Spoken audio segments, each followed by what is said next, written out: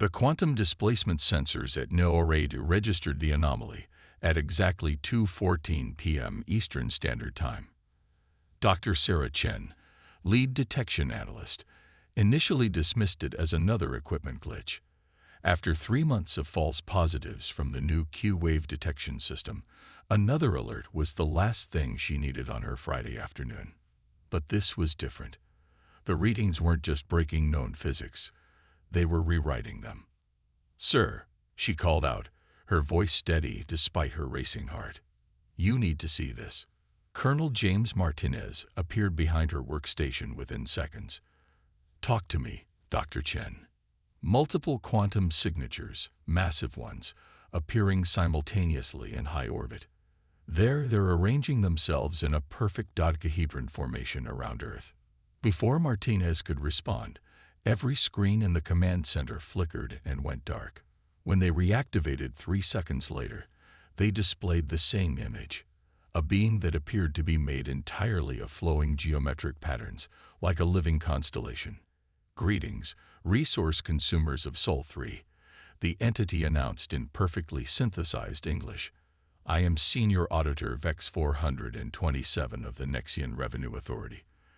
Our scans indicate your civilization has been utilizing registered cosmic resources without proper licensing or taxation for approximately 200,000 of your planetary rotations." In the ensuing silence, Sarah could hear Colonel Martinez quietly mutter, "You've got to be kidding me."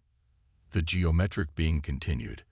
"As per Nexian Code 7249 Beta, you are hereby served notice of immediate audit and collection.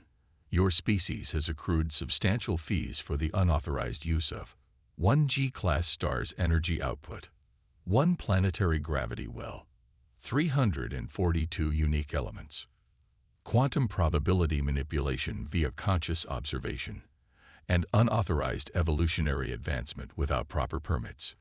The being's patterns shifted into what might have been a shrug. "The current amount owed, including standard late fees and administrative costs, comes to 947 quadrillion Nexian energy credits, due within 1 standard planetary rotation." When the hastily assembled UN Security Council managed to establish communication, their first question was predictably about payment options. The response sent chills through every government on Earth. Payment may be rendered in energy credits, quantum computational cycles, or approximately 40% of your planet's mass, preferably starting with the larger ocean basins, VEX 427 stated with the dispassionate tone of someone reading a grocery list. While chaos erupted in capitals worldwide, Dr. Sarah Chen noticed something odd about the transmission. Every time the alien spoke, there was a minute fluctuation in the quantum field readings. Something about their communication technology seemed inefficient. In her office at MIT, Dr. Maya Patel was noticing the same thing. The retired quantum physicist had been called in as a consultant, and she couldn't shake the feeling that she'd seen energy patterns like this before. They reminded her of the cascading failures she documented in experimental quantum computers when their error correction systems became overwhelmed. Neither woman knew it yet, but they had just spotted humanity's first real advantage against their would-be cosmic tax collectors. Because while the Nexians had perfected quantum technology to a degree that seemed godlike to human understanding, they had never needed to deal with system failures. They had never learned to adapt to imperfection. And in that fundamental oversight lay their greatest vulnerability. As the first hours of humanity's deadline ticked away, governments mobilized their militaries in futile gestures of defiance. But in a quiet lab in Massachusetts, Dr. Patel was already calling her former student, Dr. Chen. Together, they were about to prove that humanity's greatest strength wasn't in its perfection, but in its intimate understanding of failure. "Sarah, it's Maya. Tell me you're seeing these quantum oscillation patterns too. Because if I'm right, our cosmic tax collectors might have just made the biggest bureaucratic error in the history of the universe." Dr. Maya Patel's lab at MIT had always been organized chaos, but tonight it was simply chaos. Holographic displays showed real-time quantum field readings from the Nexian ships, while traditional monitors tracked power fluctuations across Earth's major grids. In the center of it all, Maya and Sarah Chen huddled over a quantum simulation that shouldn't have been possible. "Look at this," Maya pointed to a particular oscillation pattern. "Their quantum communication system is perfectly efficient, too perfect." Sarah leaned closer. "I don't understand. Isn't perfect efficiency what we've been trying to achieve?" "That's exactly the point." Maya pulled up an old research paper she'd written 15 years ago.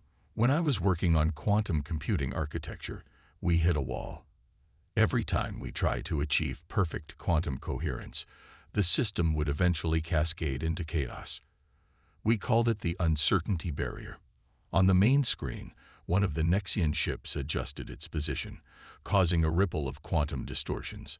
Sarah's eyes widened as she matched the patterns against her mentor's old data. "They're the same. Similar," Maya corrected, "but scaled up to levels we never imagined possible. The Nexians solved the uncertainty barrier somehow, but look." She zoomed in on a particular frequency band. "They're still generating quantum error corrections. Massive ones. Their whole system is constantly fighting against quantum decoherence. Like a dam holding back an ocean." Sarah murmured. "Exactly. And what happens when a dam has no release valve?" Before Sarah could answer, their discussion was interrupted by an emergency broadcast. The Nexians had begun their demonstration of power.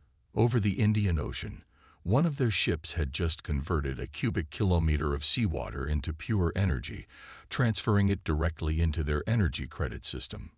"Your species appears to require motivation," VEX 427's geometric form announced on all channels. "This small conversion demonstrates our collection capabilities. Full payment is still required within the next 18 hours. Maya's quantum sensors went wild during the demonstration. "There," she exclaimed, fingers flying across her holographic interface. "During energy conversion, their quantum error correction rates spike exponentially. They're barely maintaining coherence." Sarah watched the numbers with growing excitement. "They're not immune to quantum uncertainty at all. They're just throwing massive amounts of energy at the problem. And that's why they need all these energy credits they keep demanding," Maya concluded. "Their entire civilization must require constant energy input just to maintain their quantum technological base."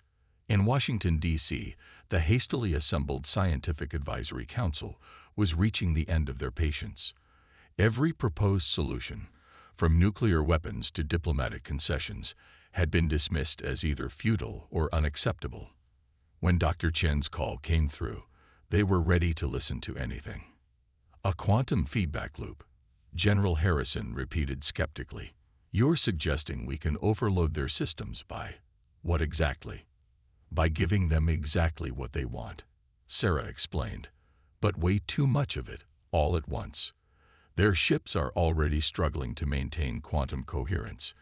If we could force them to process more quantum information than their error correction systems can handle, we'd need enough power to affect their entire fleet simultaneously," Maya added. "More power than Earth has ever generated at once." The room fell silent as the implications sank in. Finally, Dr. James Liu, head of the Global Power Distribution Initiative, spoke up. "What if we didn't need to generate the power? What if we could use what's already there?" He pulled up a global map showing Earth's interconnected power grids. "We've been working on a theoretical emergency protocol, a way to channel and redirect the entire planet's electrical infrastructure in case of a global catastrophe. We called it Project Blackout." "That's insane," Harrison protested. "The collateral damage would be less than losing 40% of Earth's mass," Sarah interrupted. "And we don't need the power itself. We just need to create the biggest, messiest quantum field disturbance in human history." Maya was already running simulations. "If we could coordinate every power grid, every quantum research facility, every particle accelerator on Earth, we might just have enough to push their systems over the edge." "And then what happens?" Harrison demanded. Maya's expression was grim. "Honestly, I don't know. Nobody has ever deliberately induced a quantum coherence collapse on this scale. But I can tell you this. The Nexians don't know either. They've never had to find out. As the debate raged on, Sarah noticed something else in the sensor readings. The Nexian ships were moving, ever so slightly, to maintain their perfect geometric formation. Even the slightest deviation seemed to cause them distress. They're obsessed with perfection, she whispered. With control. That's their weakness. And suddenly, she knew exactly how they were going to exploit it. Project Blackout's command center had been built for theoretical exercises, not actual operations. Now it hummed with desperate energy as engineers from every major power grid on Earth coordinated the most ambitious power management operation in human history. Dr. James Liu stood at the central console, dark circles under his eyes betraying his exhaustion.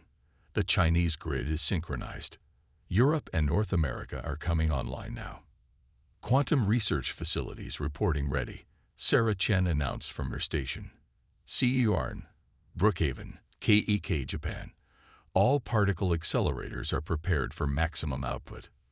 Maya Patel's fingers danced across quantum holographic displays, fine-tuning their calculations.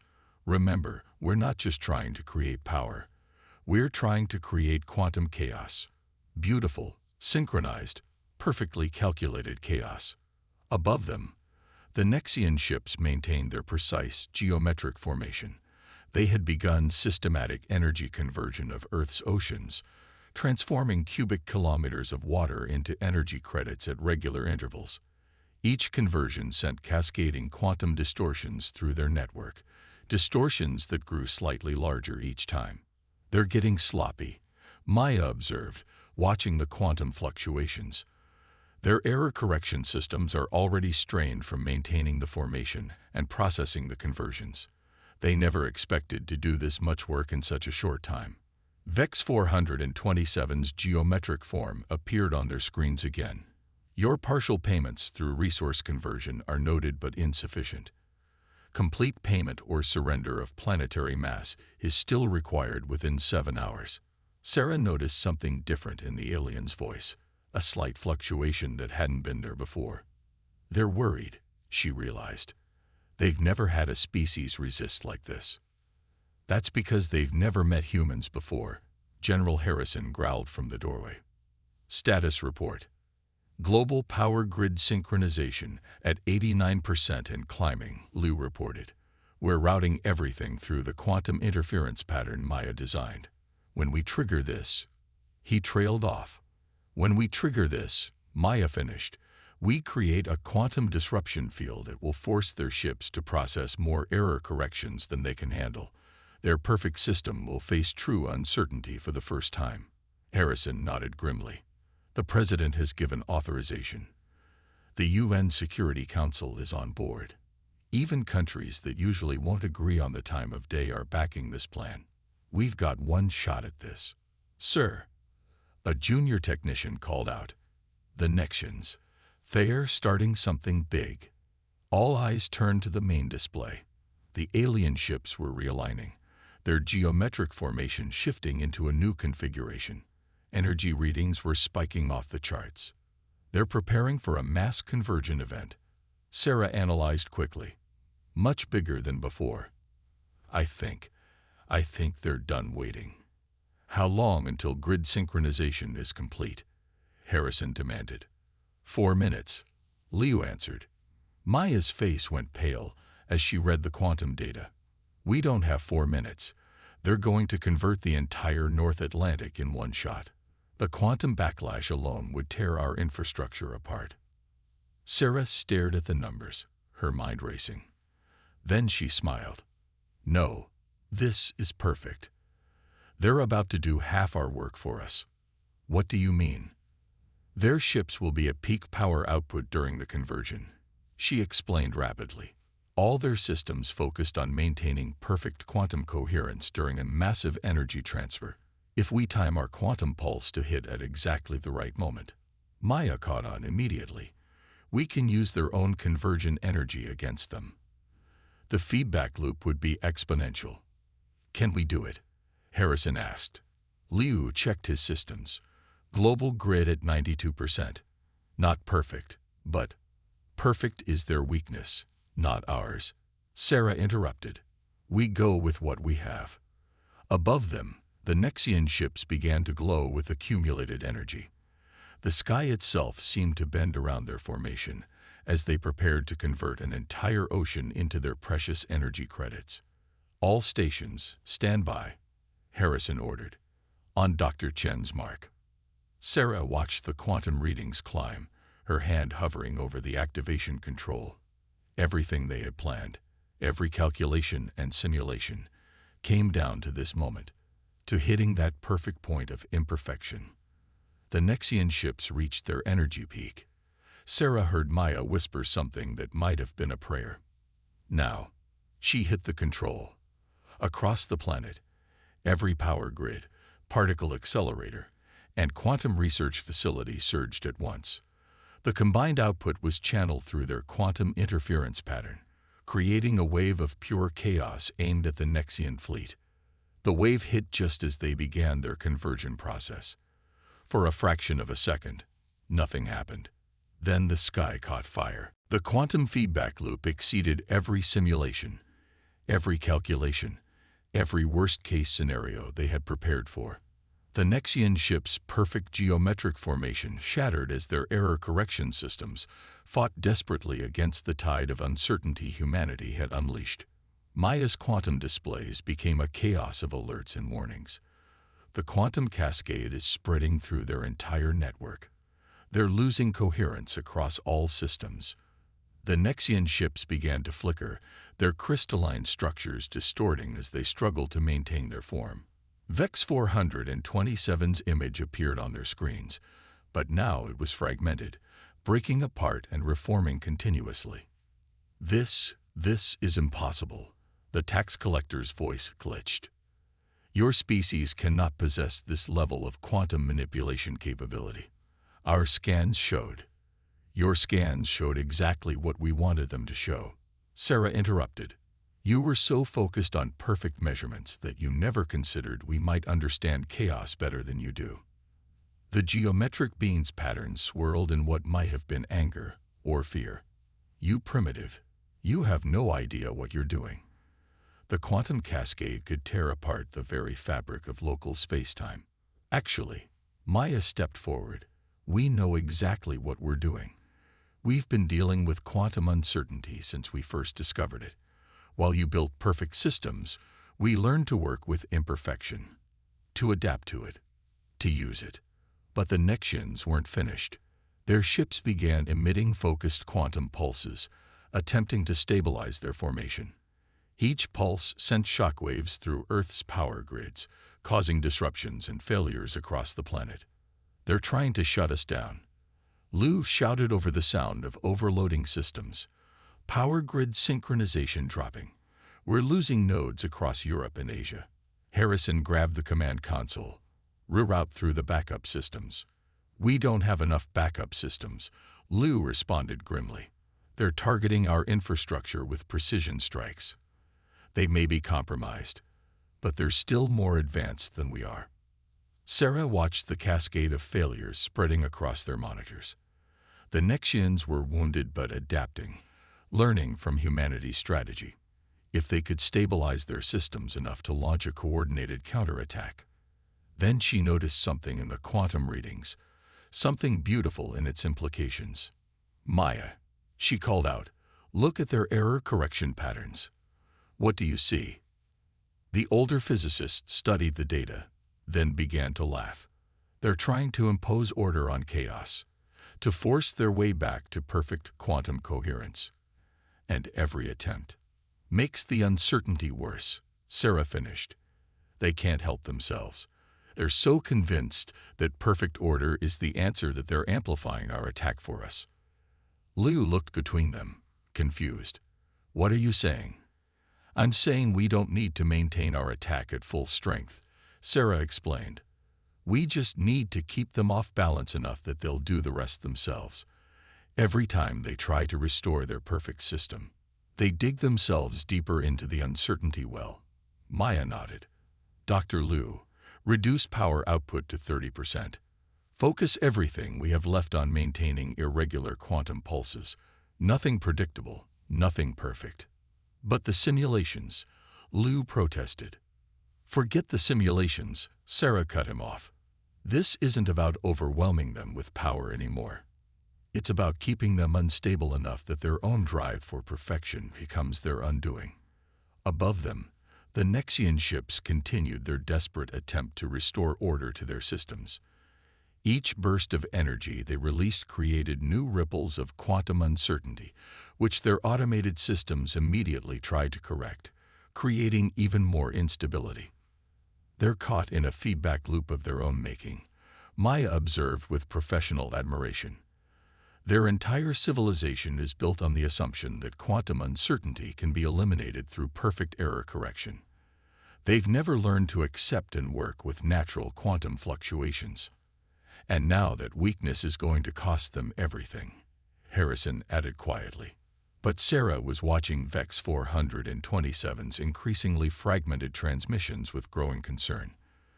The tax collector's geometric patterns were becoming more erratic, more desperate.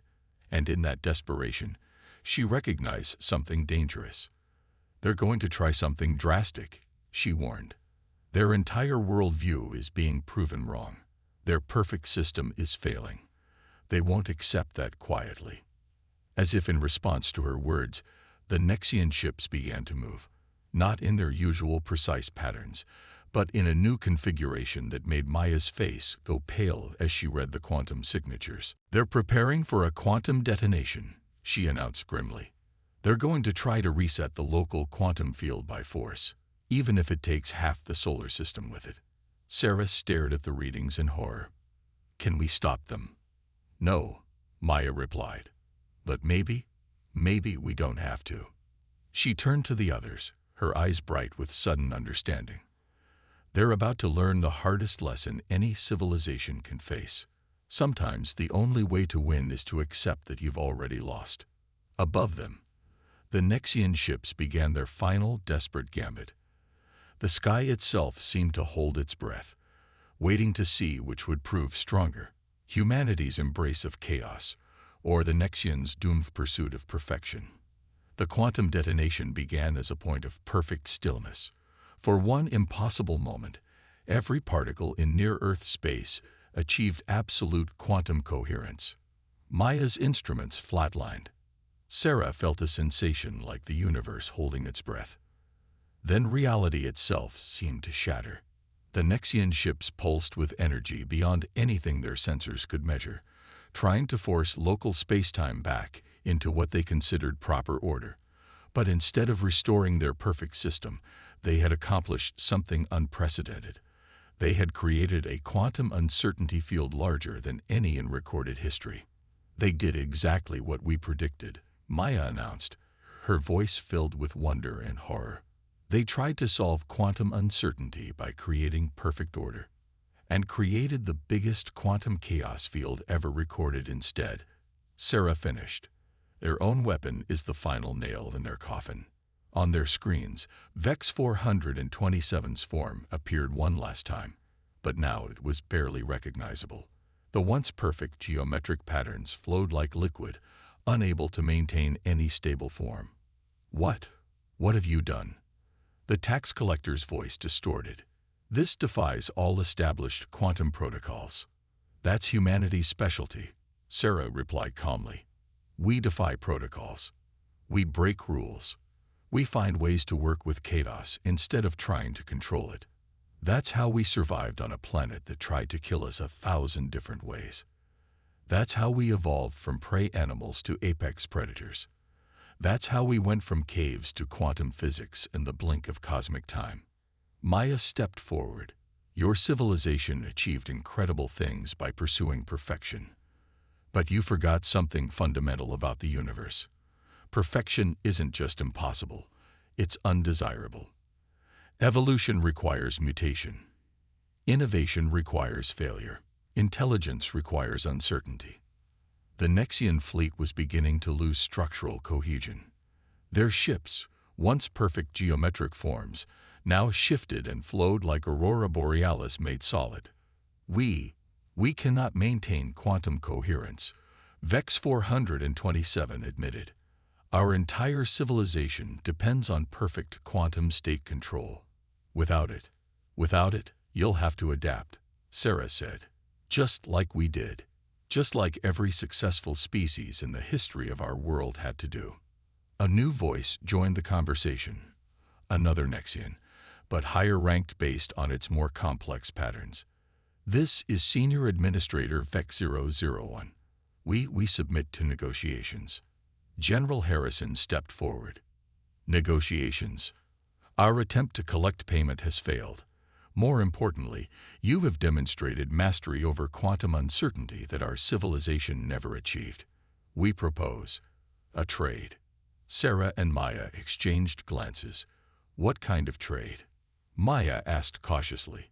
Your knowledge of working with quantum uncertainty for our agreement to cancel all outstanding debts, not just for your world, but for all developing civilizations in this sector of space. Harrison raised an eyebrow. You're willing to give up that much potential revenue. What you have shown us today is worth more than any energy credits, VEX 001 replied. Our civilization has reached a dead end. We perfected quantum technology to the point where we cannot function without perfect quantum coherence. But the universe itself fights against such perfection. We need to learn what you know. Sarah looked at the quantum readings. The Nexian ships were stabilizing, but in a new way. Instead of fighting against quantum uncertainty, they were beginning to flow with it, their forms becoming more fluid, more adaptable. They're already learning, she whispered to Maya. Look at their error correction patterns. They're starting to work with the uncertainty instead of against it. Maya nodded. Sometimes the student becomes the teacher, even if the teacher didn't know they were teaching. Over the next few hours, as the quantum storm above Earth slowly settled, humanity negotiated its first interstellar treaty. The Nexian Revenue Authority would be transformed into the Galactic Development Council, with Earth given a founding seat in recognition of their contribution to quantum physics understanding. More importantly, humanity had proven something that would forever change their status in the galaxy. Sometimes the most advanced civilization isn't the one with the most advanced technology, but the one that best understands how to work with the fundamental nature of reality itself. As the Nexian ships prepared to depart, now flowing through space in organic patterns rather than rigid formations, VEX 427 made one final transmission. We came to collect a debt, the tax collector admitted, its form now a graceful dance of geometric patterns rather than a rigid structure. Instead, we received a priceless gift, the gift of imperfection. Sarah watched them go from her station at NORAD, Maya standing beside her. Do you think they'll actually change? She asked her mentor. Maya smiled. They already have. And so have we. Turns out humanity's greatest export isn't our technology or our resources. What is it? Our hard-won wisdom that the universe isn't something to be controlled. It's something to be danced with. Above them, the last quantum distortions faded from Earth's skies, leaving behind a world forever changed. Humanity had faced its first major interstellar test, not through superior firepower or advanced technology, but through something far more powerful, their deep understanding of how to thrive in an imperfect universe. And in the vast quantum dance of space and time, that understanding would prove to be worth more than all the energy credits in existence.